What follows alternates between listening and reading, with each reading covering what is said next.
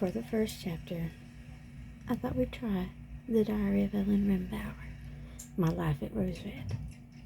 This indeed is one of my favorites. So, let's begin. April 17th, 1907, Seattle. Dear Diary, I find it a somewhat daunting task to endeavor to place my thoughts here inside your trusted pages. I scarcely know if I'm up to the task, but as my head is filled with lurid thoughts and my heart with romantic possibilities, I find I must confide to someone, and so it is your pages I now turn. I have lived these 19 years in full premonition of that time when a man would come into my heart, into my life, and thrill me with love, passion, and romance. That time has come now. I swoon just thinking of John Rimbauer, and some of my thoughts are not all becoming of the lady I'm expected to be. My physical desire does at times possess me. Am I influenced by my reading of popular novels, as my mother is wont to say, or am I sinful, as my father has implied?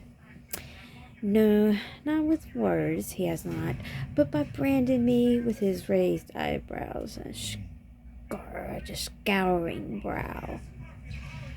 I must admit here, too, that the simultaneous expression that danger looks within the arm's reach, death, dread, destruction, born of guilt, I wonder, for the unladylike fantasies to which I succumb when alone in the dark, or in the source of these images some force entirely exterior of myself, as I am prone to believe.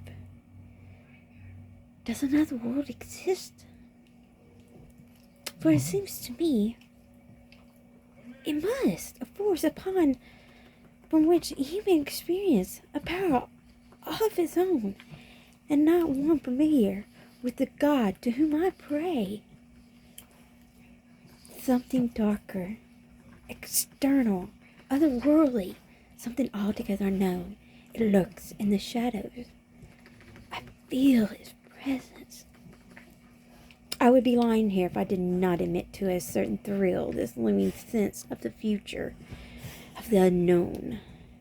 Affords me both the unknown of what John Rimbauer's touch might bring to my life, as well as the senses of a larger, darker force at play. John Rimbauer is a partner at a large oil company, Omnicron Oil, along with Mr. Douglas Posey, an affable, quiet gentleman whose company I've had the good fortune to keep. Along with that, his wife, Phyllis. I am told holds greater promise as a fuel for lighting homes and perhaps someday even heating them. John says that oil, water, heaters for the homes are all the rage in the East. Kerosene is being used in motor cars. I hope someday to perhaps take the train with John back to Detroit, where he does business with the Rockefellers. Oh, but my head spins at such fancy. Dinner with John D. himself, a banker's daughter from Seattle? And yet I sense the world is about to unfold at my fingertips. John is the key to that world. I feel certain we are to be engaged within the month. Dare I say that with such honesty only here in your pages, dear diary?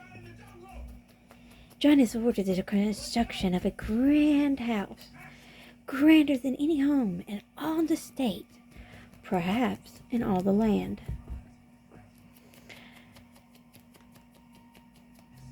I feel now certain it will, as I am blushing to write this, he has offered me a motor car ride to the construction site.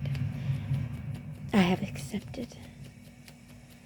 Within the week, we shall ride together to what may prove to be the site of our future happiness together.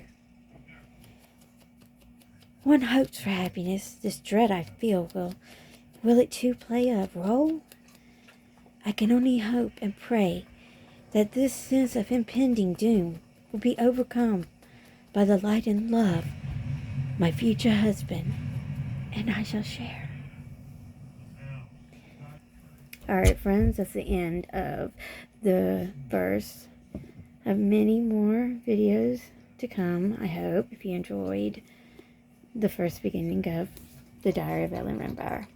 Please subscribe, like, comment below. Let me know if you want more. Have a great one.